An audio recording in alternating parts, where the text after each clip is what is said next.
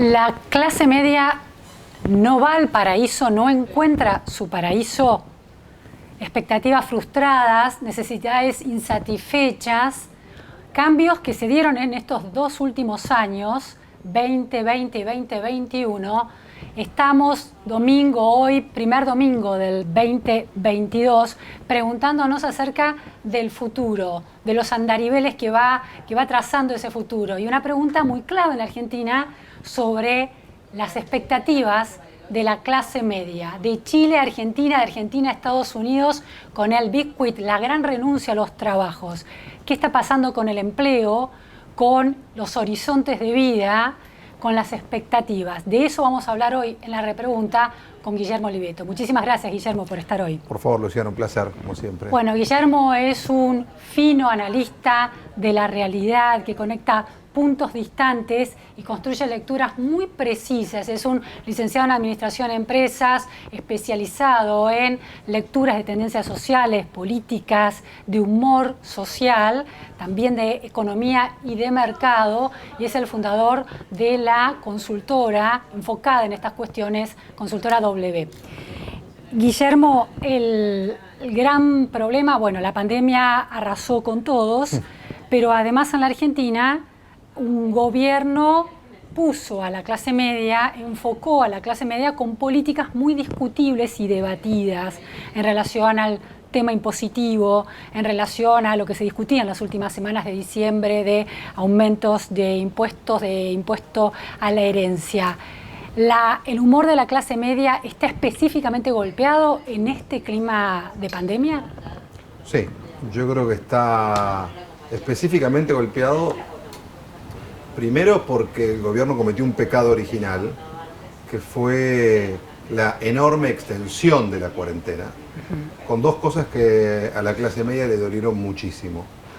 La primera es no poder trabajar, porque la clase media se reconoce a sí misma como fruto del esfuerzo y de yo me gano mi dinero, ¿no? La plata se gana trabajando, no quiero un subsidio, independientemente de que después aprovechan todos los beneficios que le pueda dar el Estado, precios cuidados, ahora 12, 24, en ese sentido, previaje, sin ningún problema. Ahora, una cosa es eso, y otra cosa es que afectes mi capacidad de subirme al ring para dar la pelea, ¿no? Porque hubo mucha gente que no pudo ni siquiera intentar en aquel momento, sobre todo, en algún momento iba a llegar la cuarentena, pero en los distintos países del mundo duró un mes, dos y medio, acá duró 6, 7, depende de donde uno quiera hacer el corte.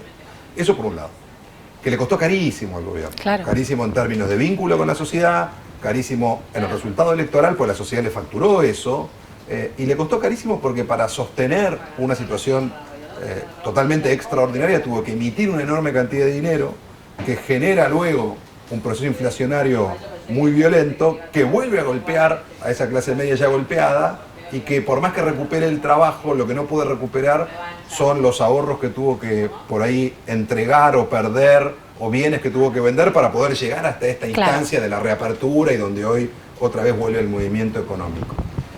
Luego, para tratar de corregir eso, el gobierno como encara 2022 es, bueno, otra vez que los que puedan pagar, paguen más. Al principio la clase media yo te diría que hoy ya está como en un punto cansada de ser el pato de la boda, y a esto agregale el fenómeno, lo que implicó el problema de la educación en los chicos, y eso ahí tocó inclusive a un segmento que está muy cerca de la clase media, que es el inmediatamente inferior, del cual se habla muy poco, que es la clase baja no pobre. Clase baja, no es clase media baja, sino... No, eso viene abajo de la clase media baja. La clase baja no pobre, que es cerca del 20% de las familias de la Argentina.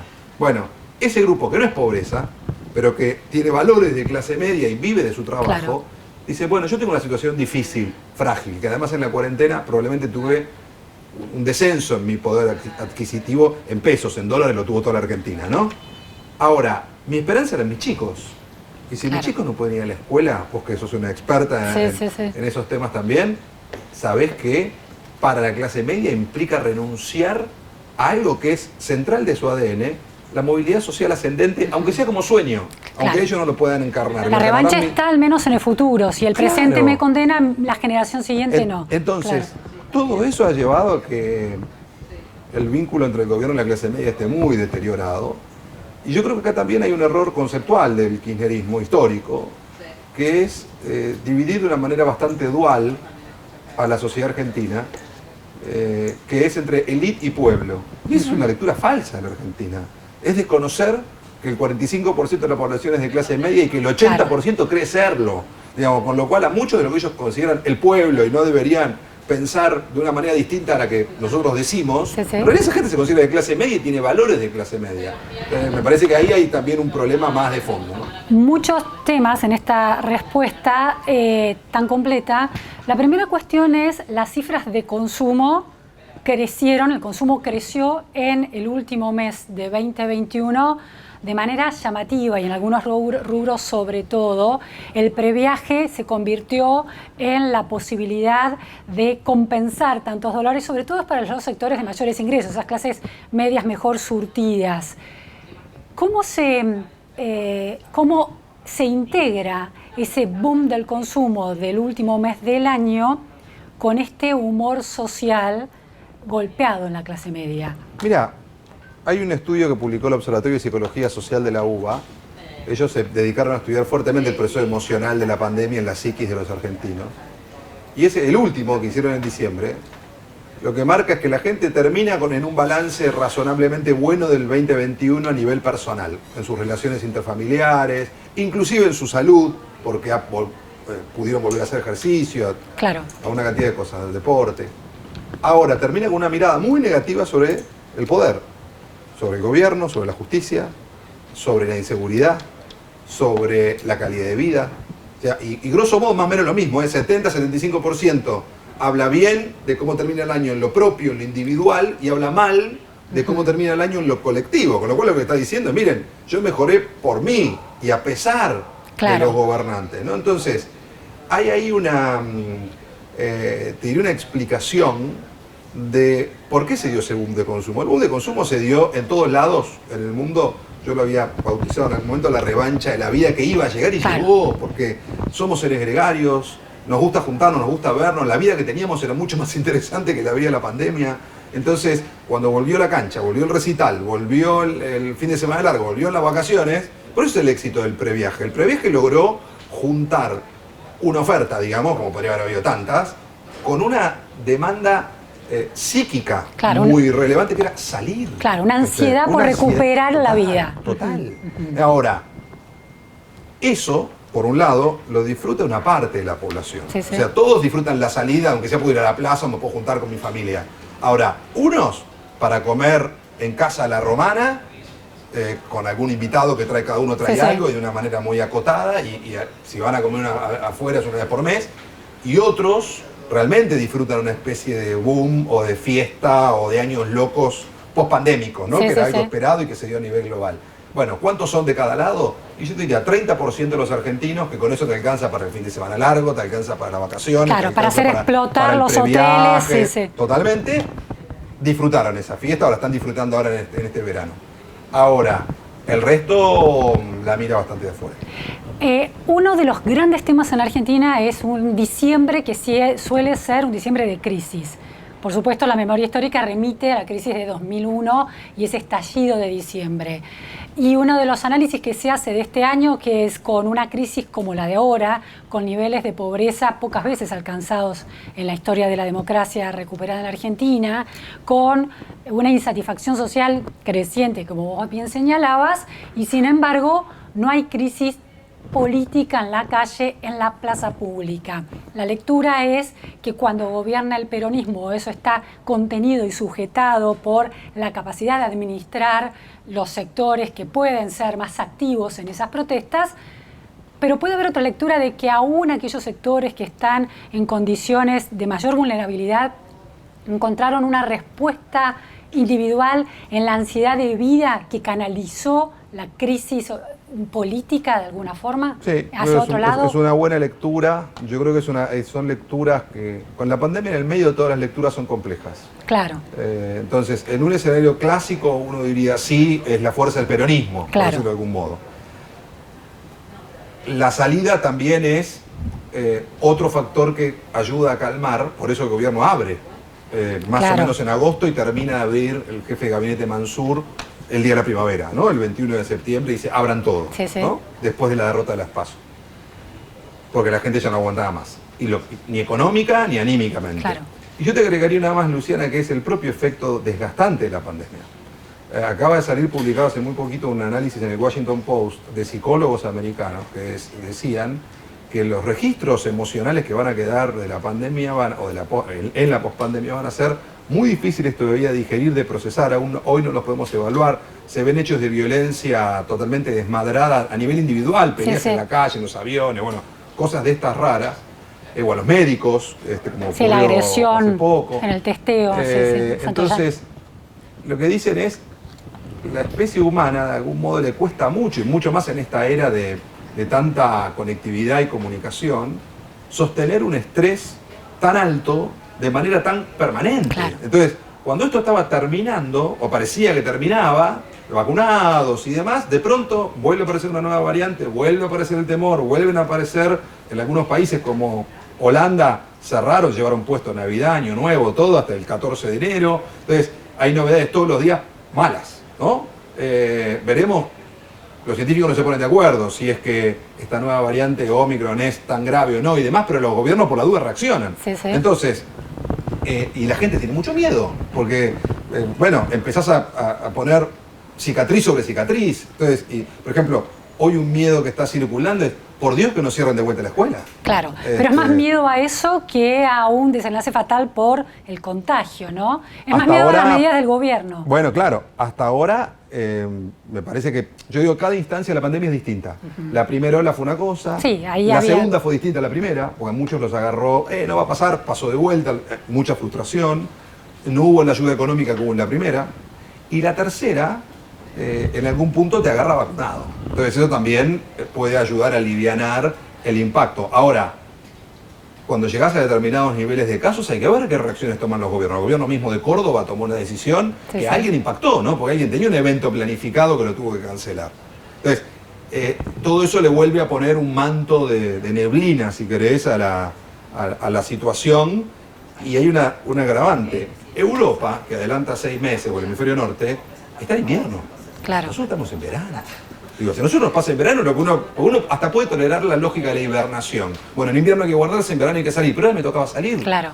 Es que por ahí, y corro el riesgo de me vuelvan a meter adentro, bueno, eso la gente naturalmente la pone más. ¿Cómo funciona el mercado, el consumo, el comercio con un nivel de incertidumbre en relación al futuro casi inmediato o mediano corto plazo, ¿no? En la Argentina se superponen las incertidumbres económicas endémicas con niveles de inflación que nunca se saben a cuánto se van a disparar, con un gobierno que no acierta del todo y tiene el horizonte del acuerdo con el FMI como gran interrogante y el día después de eso, y por otro lado la incertidumbre de la pandemia, de los contagios, cómo se van a comportar. ¿Cómo funciona aquel que tiene una mínima capacidad de ahorro en relación a esos manejos futuros de esos fondos con los que puede contar? Bueno, el comercio fue uno de los sectores más afectados por todo lo que ocurrió. Pero eso por el cierre, sí, pero no tanto por la incertidumbre. Supongamos que el año que viene, este año 2022, la pandemia en la Argentina, donde la vacunación es alta, transcurre dentro de carriles razonables de aperturas de comercio. ¿La gente igual está dispuesta a seguir sosteniendo ese ritmo de consumo? Hay que ver si puede, digamos. Eso por un lado. Porque las proyecciones que te dan, incluso los economistas, algunos más cercanos al gobierno, coinciden con las de los economistas más distantes, que es, chicos, si la inflación es 50-50, el 50% firmen. Claro. Puede ser 60%, puede ser 70%, porque hay mucha emisión, porque cuesta cerrar el déficit fiscal, el acuerdo con el fondo. Si lo hacen, te va a obligar a corregir tarifas, te va a obligar a subir el dólar, eso toca los precios. Si no lo hacen, lo va a hacer el mercado, el ajuste, con lo cual el escenario que los actores económicos, digamos, ven para adelante es mínimamente de fragilidad y de que va a requerir mucha muñeca, ¿no? Y mucho temple. Ahora, si la pandemia, digamos, no vuelve a meter la cola, claro, los argentinos en todo eso se saben más o menos mover, digamos. Ahora, lo que esto te ha hecho es que haya compañías que entre la combinación de la Argentina más la pandemia más la cuarentena, dijeron, saludos, gracias, me voy, ¿no? La más conocida, no sé, Latam, Falabella, el propio Walmart, compañías que en otros lugares del mundo funcionan muy bien y que dijeron, chicos, quédense ustedes con Argentina, yo me voy a otro lado. Y aparecen algunos empresarios locales que dicen, como fue el caso de Francisco Narváez, yo compro Walmart, y en el caso de Falabella no lo compró nadie y cerró. Ahora, eso es la decisión de un empresario o de una corporación de retirarse de un mercado que tiene un boom de consumo, como lo tuvo Argentina a fines del año que recién terminó, tiene que ver con incertidumbre que genera entonces el gobierno en relación a sus regulaciones, porque los argentinos parecen estar dispuestos a, por lo menos, calmar su angustia consumiendo en principio. Sí, a ver, el consumo terminó bien sobre el final del año, Luciana, pero no tuvo un gran año. Fue un año, te diría, yo creo que el 2021 tuvo 3 años en uno, entonces, viste, hasta Semana Santa razonablemente bien, porque estaban todos afuera. Después tuviste un invierno que fue durísimo, de vuelta pensá que los shopping estuvieron cerrados de vuelta 1 mes y medio, para poner el año anterior 7 meses, con lo cual 1 mes y medio sobre 7 te parece nada, pero en la realidad 1 mes y medio es otro problemón. Después, para seguir con ese ejemplo, la gente no quería volver porque tenía miedo de contagiarse, entonces fueron volviendo de a poco, termina en diciembre en boom, pero no estuvieron en boom todo el año. Aparte coincide con las fiestas, claro, las fiestas ya pasaron, bueno, claro. Por eso, entonces,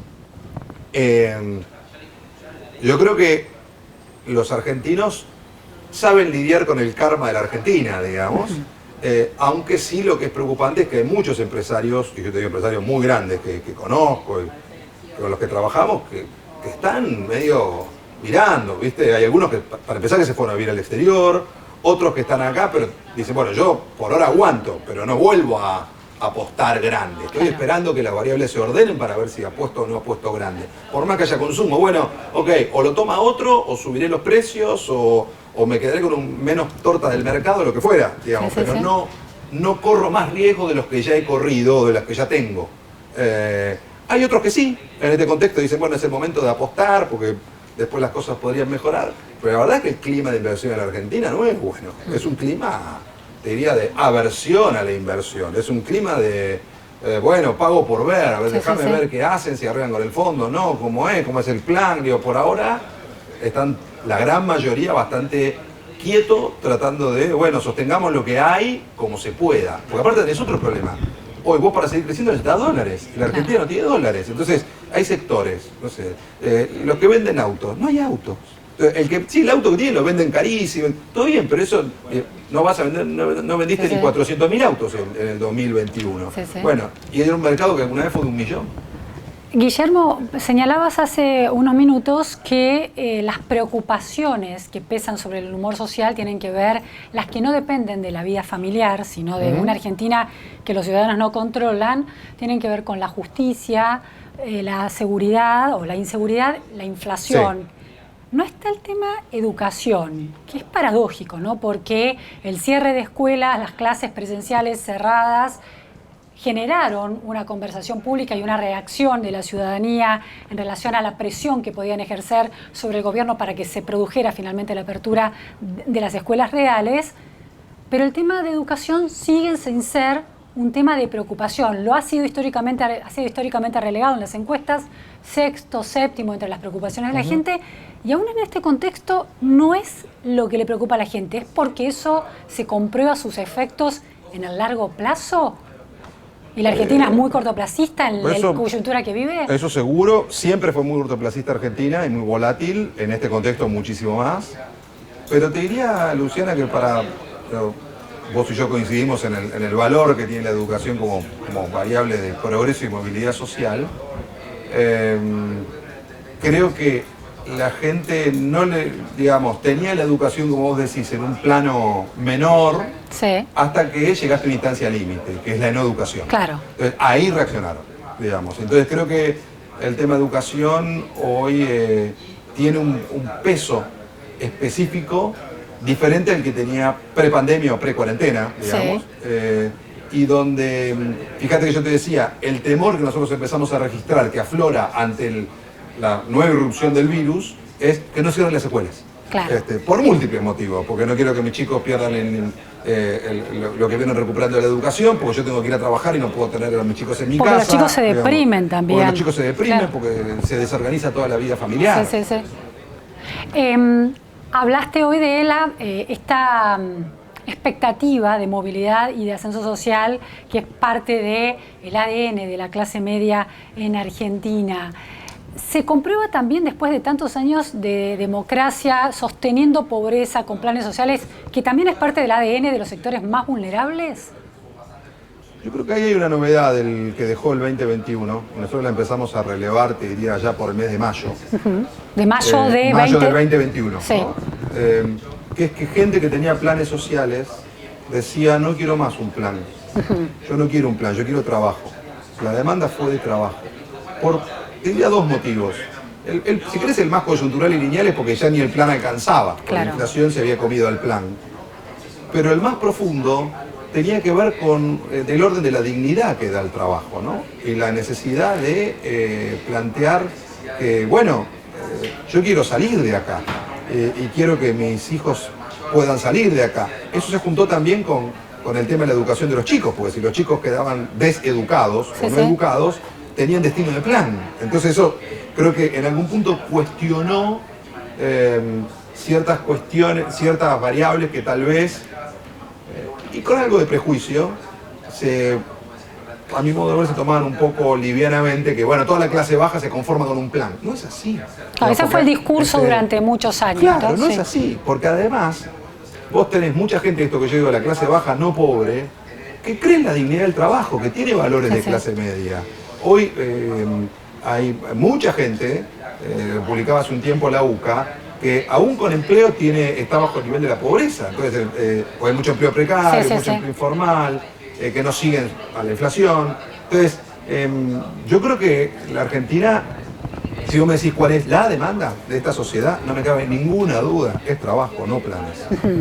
Trabajo, no planes, totalmente. Trabajo y educación, ¿no? Para cada uno de los sectores, de las edades. Porque la educación a la larga es trabajo, es la posibilidad de tener un trabajo. Claro. Entonces, en el fondo nosotros nos queremos ganar nuestro dinero trabajando. Después aprovecharemos todo lo que nos dé el Estado, pero lo mío lo manejo yo. Ultimísima pregunta, ¿hay en la élite política, en la clase dirigente política argentina, una reacción, una escucha más fina de estos cambios que se están dando en la sociedad? Yo creo que sí, creo que lo tuvo la oposición y creo que el gobierno tenía un mal diagnóstico hasta las PASO y después las PASO cayó en la cuenta de qué era lo que estaba ocurriendo, ¿no? Después son muy discutibles las soluciones que tomó, digamos, pero yo creo que hoy tendría que hay bastante consenso en toda la clase política, de hecho lo ha planteado el propio gobierno, lo ha planteado el ministro Larroque, el Chino Navarro, digamos, distintos referentes del kirchnerismo, que el propio Sergio Massa, que el proyecto es de generar trabajo y no planes. Claro. Hay que ver cómo se hace eso, ¿no? Digo, para eso necesitas inversión, necesitas que mucha gente crea en Argentina, bueno, un camino bastante largo. Muchísimas gracias, Guillermo Oliveto, por este panorama en profundidad. Gracias. Esto fue La Repregunta, primer programa de 2022. Gracias.